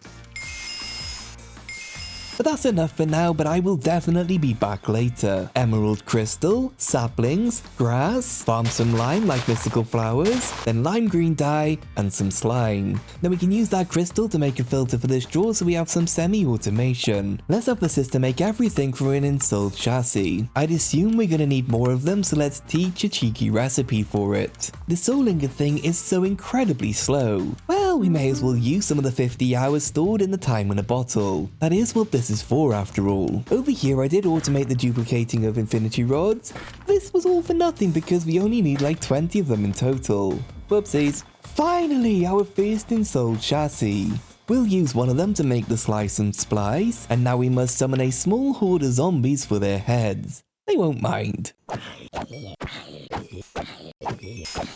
Teach another recipe, and we can request the first of many Z-Logic controllers. Success! Let's see if we can request a soul binder. Please be quicker. 1 soul binder, thank you kindly. This is my least favorite Ender IO machine to work with. It is now time to work towards making some artificial intelligence, which unexpectedly needs televisions, so it's a good job that we worked out the reality frame seeds earlier. We'll also need guardian diodes, more prismarine shards, and then throwing them in the sag mill I made earlier, we have a chance of getting 2 crystals instead of 1. We'll teach the recipe for end steel ingots, and that should be some tasks completed. Now in a strange turn of events, we need to summon a good old vanilla snowman and capture him in a soul jar. Then if we soul bind that snowman with a block of ice, price, we get one single Blizz Cube. At some point, this is going to be the bane of my existence. System, could we pretty please have you make one artificial intelligence if it's not too much trouble? About 70 seconds later, the craft is complete. Nice. Anyways, all of that work we just did was to literally just make a single Mekanism steel casing. Every casing will need a snowman soul, a television, endstone, diodes, and more. It's kind of a bit bonkers really. Why hello there. We now have a max level boiler, which I thought we already had, but I kinda missed a step in production. We were missing an additional fractionating still. I only noticed when it was time to automate sulfur, which is now actually done. For reals. No lie this time. 300,000 stress units available. That should keep us going for a while. It meant that we could add in a bunch more alternators, which really helped with running more machines. And over here we are ready for our next dozen machines. Over here I quite literally made some friends by summoning a bee and a frog. We only needed one honeycomb, but this frog is going to be very busy in just one moment. Now, did you know that you can move full mana pools with the Mekanism cardboard boxes? That's meant that we can stockpile up a bunch of mana for when we're going to need it for the end game. Then we just set up some more to get those filling while we work on more things. I have fully automated the collection and storage of all reality items. Well, not all items, since we're only really using the useful seeds. And since one does spawn mobs, I've installed a Tesla Coil. It sometimes works, it sometimes doesn't. I have had a much more insane idea for this Tesla Coil though, so you'll need to stick around a little bit longer to see that. Alright then, let's push some progression. First, we're gonna melt down some magma blocks into pure magma and pour it into a bucket. Then if we carefully feed that to the frog, a magma cube will spawn and nom nom nom, he'll poop out a froglite. Here is the insane part. This froglite equals 1 infused alloy. Plus it needs oxygen as well, that's crazy. Duh. We can pull buckets right out of the drain, of course we can.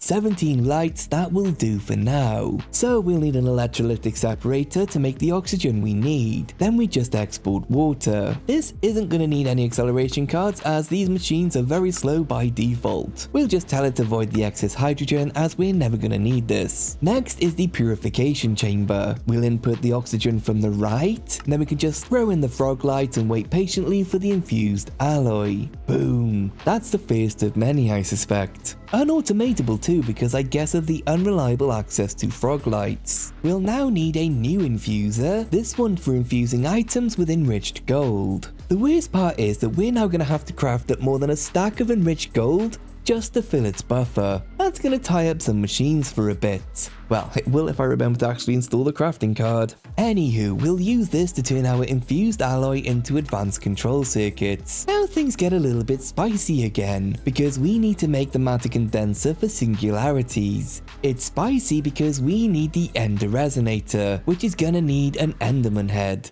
Sorry, flashback to the pain I had beating all the mods 9 to the sky. Getting those enderman heads was a nightmare. We can just summon them here, so the heads, the 100% drop chance. It's not even a problem here. Such a loud mob, even after death.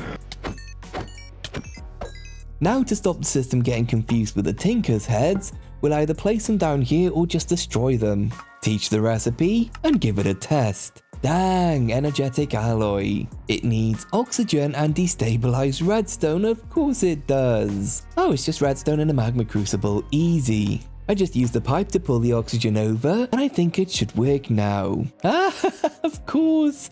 We also need energized glowstone. And you guessed it, yep, it's glowstone in a magma crucible. Give me a second. Right, now let's see, can we request? It'll make the redstone and glowstone liquids, and hopefully it's a success. Yay! Ender resonator! Woohoo!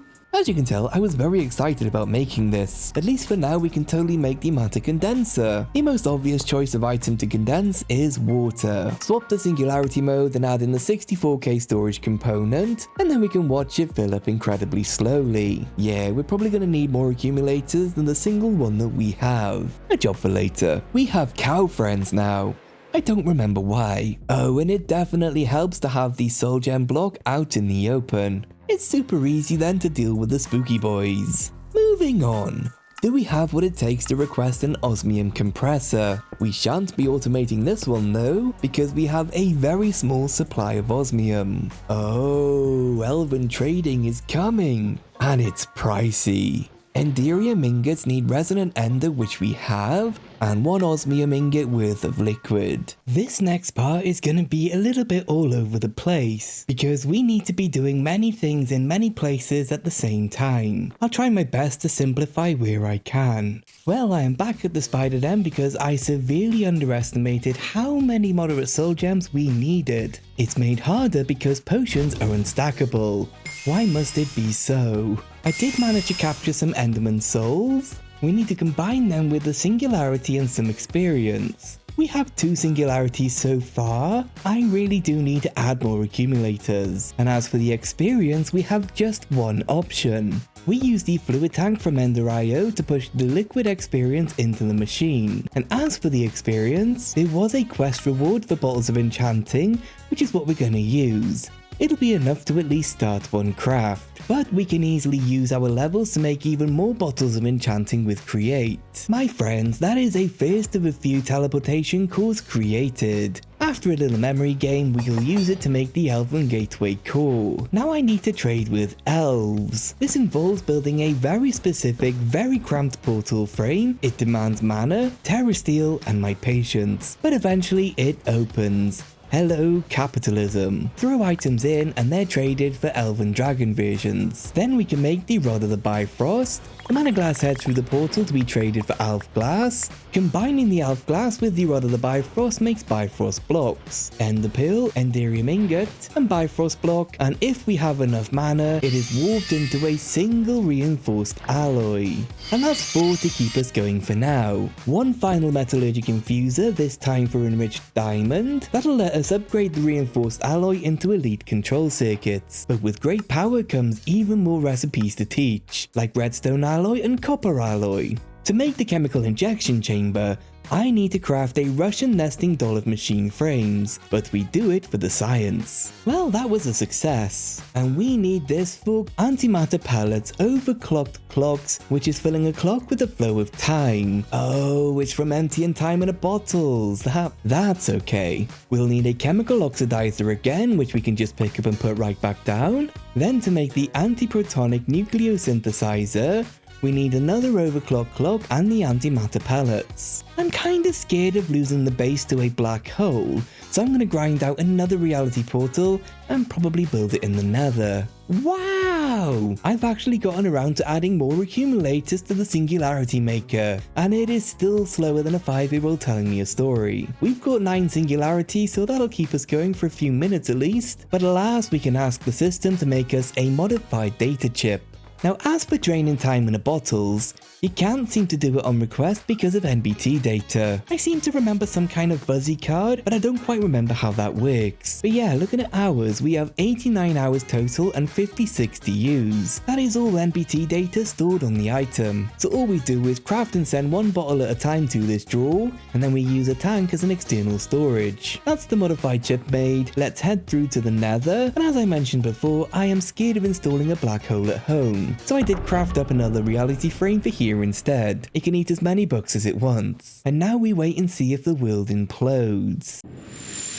Dum dum dum. It seems stable enough. Now the best part. If we use a singularity on the black hole, it's consumed and it spits out antimatter pellets. I absolutely love this idea. You all know by now my gripes with Mekanism about how self-contained the mod is, and it's the same in every mod pack. Well, I've actually enjoyed Mekanism here. The developers have proven that Mekanism can be changed, and I love them for that. System, could we please have an antiprotonic nucleosynthesizer, please? Thank you very much. Alchemy, but make it sciencey. We'll pop it down on some power, and oh my goodness, its storage buffer is 400 million RF. We make like 3000 RF per tick. This is gonna take a while. Though usually by now we do have a nuclear reactor up and running, so normally this isn't an issue. But it's fine, I am nothing but a patient industrialist. Anyways, we'll throw the antimatter into the chemical oxidizer and push it into the power hogger. If we pop in 4 refined obsidian ingots, it can make 1 before running out of power. Well, that's 1 atomic alloy made at least. Well, we can at least craft up an ultimate control circuit and basically complete the mechanism portion of this mod pack. I lied. First we need a combiner and then we have finished mechanism. It looks like we are going to need to produce quantum string. While we wait, I think it might be a good idea to start looking into making a tempad, which will allow us to teleport around the world. The reason that we don't have it yet is because we need tinted glass, and my question is, where on earth are we gonna find amethyst shards? I'll tell you the answer. It has a small chance of a small room generating way away from home, where the rooms get a little bit weird. So I have a plan. If we take obsidian and head through to the nether, we can travel 8 blocks away for every 1 overworld block. So we're a few hundred blocks away, I think, and now if we build a portal, when we go through we should be back at home. Huh? You tried to build a portal to ungenerated terrain? Game, isn't it your job to generate terrain? Let's try a closer portal. That's better. So the plan is to now explore around this new portal and use it as our way home. So it's back to using chalk, which is a nice throwback. Wait, what is that? I've not seen that build before. Ah, no, it's a spawner. No, it's so fast. I'm not ready for this. Axe, please save me. Oh, I was not ready for that. My heart dropped to my stomach because his outline in the dark, he looks like a creeper. Oh dear, well, I'm off for an explore and I will let you know what I find. Hello, anybody here? We are far away from home.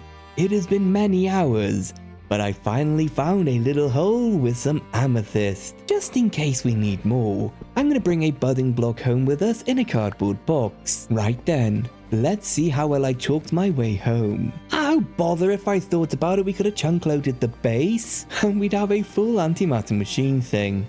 Watch closely at what happens next. I input the craft for the tempad, and since it uses a time in a bottle, it takes the one from our hotbar, and then waiting for the ender resonator, it vanishes from the system. There is a good chance that we just turned an 80-hour time in a bottle into goop. I am heartbroken. I may as well start off a new one, but it just doesn't feel the same. Now, I don't know this for certain, but that time in a bottle in the crafting grid is very likely the 80-hour bottle. Yay, tempad! This will let us save locations, like home, and then teleport to that location from anywhere in the world. 3-minute cooldown, that is completely fine. Quantums are getting entangled, string is being produced. We'll chuck some in the combiner with some more singularities, and that is a quantum entangled singularity. Yay! It is now that we must start thinking about our escape from this liminal space, because the story is 100% complete. We have mastered space and time with quantum singularities, but science can't get us out of here. Only magic can. Specifically, the magic of collecting 13 arbitrary eyeballs. The evil eye needs us to squirt lumosine over one of those quantum singularities 100 times. That's just melted Bifrost block.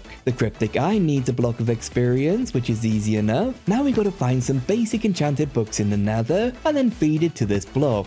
Knowledge absorbed. Feed me more. Oh dear.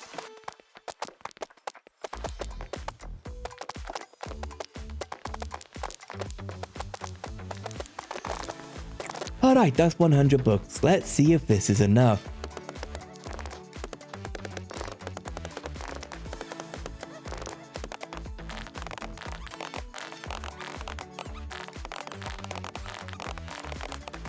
It was not. 159 books. Let's try again.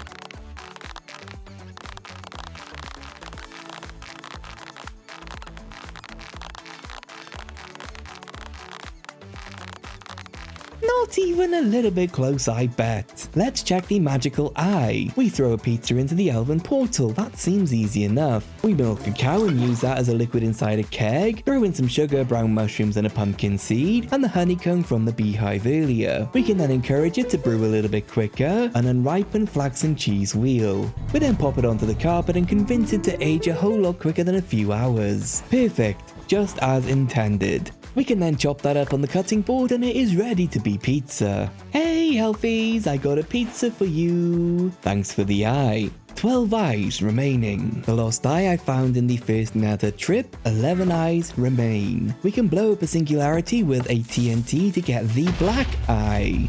10 eyes remain. The cold eye is made from 250 snowman souls. That is a whole lot of snowmen. The old eye needs 100 squares of the flower time. There we go, that can work while we work. The exotic eye can be found in the pool rooms. Maybe later. The undead eye can be made at the spider farm. Boom, 9 eyes remain. We can grab that old eye and ooh, chapter 4 completed. 8 eyes remain. As for the withered eye, I think it'll be much cheaper to just use skeleton skulls to make it into a wither skull. The forged eye, we need beer. 100 squirts of beer. Enderman soul and the eye of Ender makes the rogue eye. 7 eyes remain. We'll need 1000 mana glass to make 1000 elf glass, which will eventually make 1000 bifrost blocks. Whoa, did you know that you can actually accelerate the elven portal? That's awesome. Right, let's see if we can try summoning some dragon's breath. Got bottles at the ready like suggested. Oh wow, that's a lot. Well, that wasn't supposed to happen. Note to self, the floor is lava. Collecting dragon's breath is a great way to die, and I have had enough near-death experiences for one video. So for the wither, we're not fighting fair. In our starter area, behind that spore duplicator is a corridor that's a dead end. Well, you'd think it was a dead end. It hides a cheeky little secret. A little doorway here that leads to a confusing zero room, which I think might be perfect for spawning the wither in. And maybe some hired help could assist with our wither problem.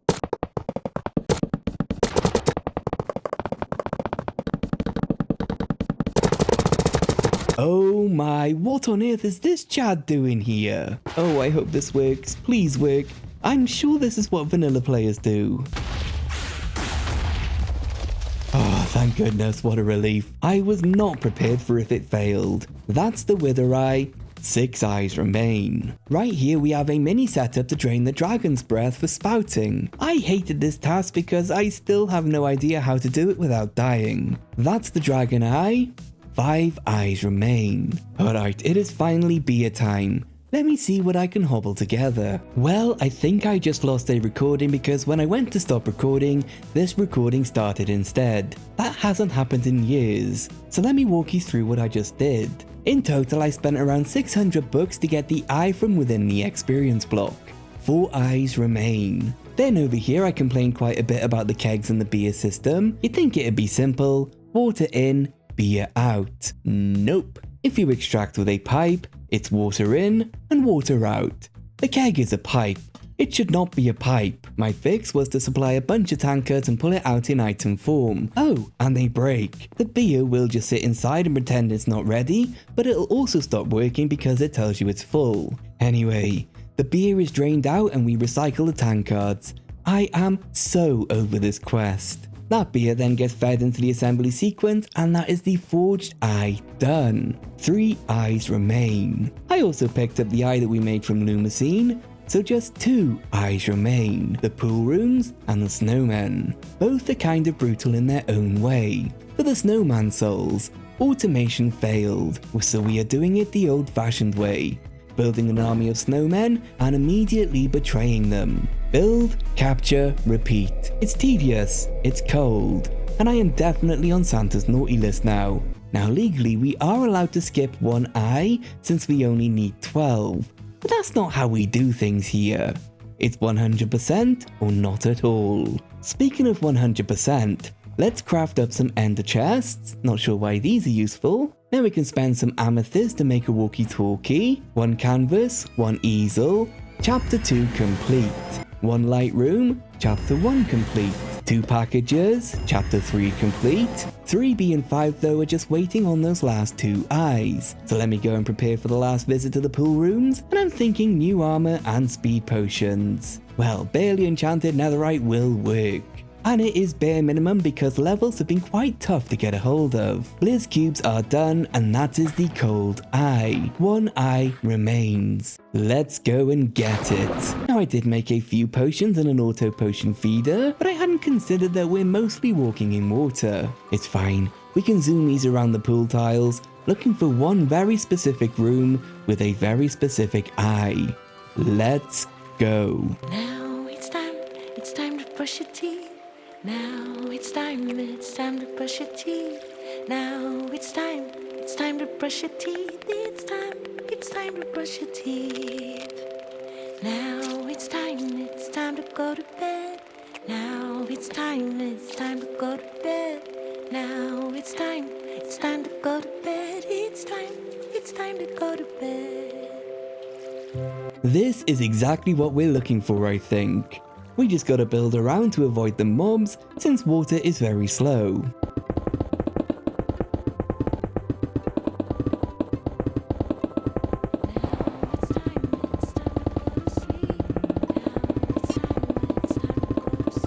Phew, anyone else dizzy or is it just me? That's it, that's the eye we need. Come here, you. 1 exotic eye.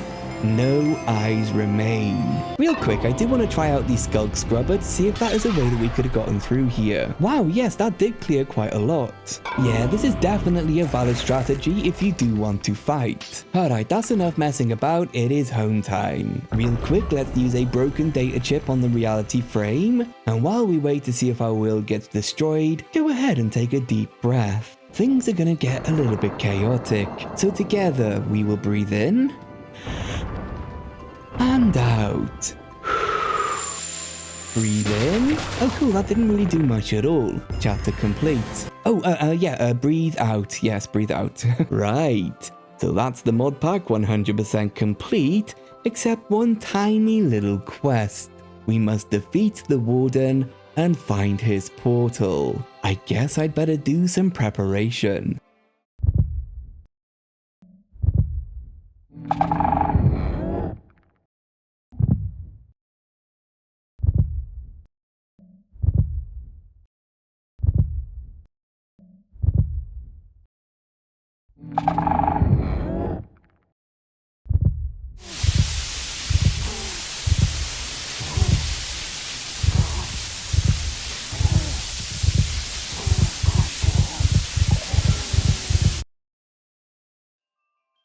Well, he was shocked with the solution that I came up with. Now I'm sorry it was a little bit janky. Replay mod is kind of sad times in this mod pack, so I had to try and do it all in free cam. I think it turned out fine. The plan now is to find where he spawned, and hopefully we will find the portal home. There it is, our way home. Wither Eye, Old Eye, Rogue Eye, Lost Eye, Forged Eye, Undead Eye, Cold Eye, Exotic Eye, Dragon Eye, Magical Eye, Black Eye. Every single quest chapter and optional challenge is complete. My friends, it is time to go home. If you did enjoy yourself, then be sure to subscribe for more top tier mod pack and game completions. Oh, and leave a comment because I do actually need the validation and I read every one. Let's go home. You have escaped the back rooms. 100%. Nice. Okay, one little confession.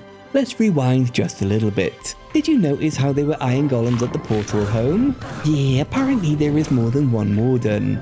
So this is how that went. I opted not to disrupt the flow of the ending and it kinda just worked around it. That's kinda the storyteller in me. Also, that portal room is so far away from home. It is basically impossible to find if you're unlucky. Anyways, engage with the video, and that is me done until next time. The final thing on my list is to use the quest rewards. My friends, I will see you in the next adventure.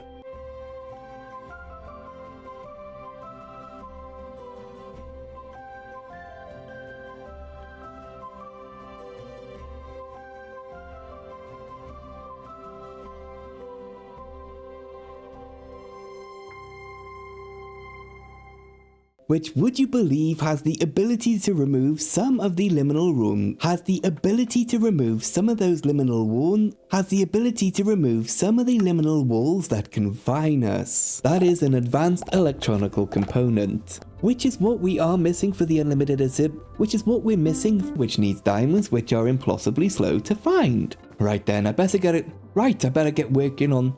Right, I guess I better start working on a new floor design. Right, I guess I better work on getting a new floor down. Let's have the system make everything from an Let's have the system make everything for an installed. Let's have the system make everything for it. Let's have the system make everything for the installed chassis. Let's have the system make everything for an installed chassis. Come on. Well, I'm back at the spider den because I severely underestimated how many moderate stole gems we're going to need. Well, I'm back at the spider den because I severely underestimated. Then to make the antiprotonic nucleosynthesis. Then to make the we can travel 8 blocks away for every 1 over block world. What? We can travel 8 blocks away for every. The magic of collecting 13 arbitrary eyeballs. The magic of collecting 13 arbitrary eyeballs. Arbitrary. The magic of collect. Right, let's see if we can summon some dragons. Right, let's see if we can summon some dragon's breath. Right, let's see if we can try and summon some. Right, let's try. So I guess I'll see you later and we can push progression. So I guess I'll see you later So I guess I'll see you in a little bit when we can push progression. What the heck, man? So I guess I'll see you later and we can push progression pretty hard again.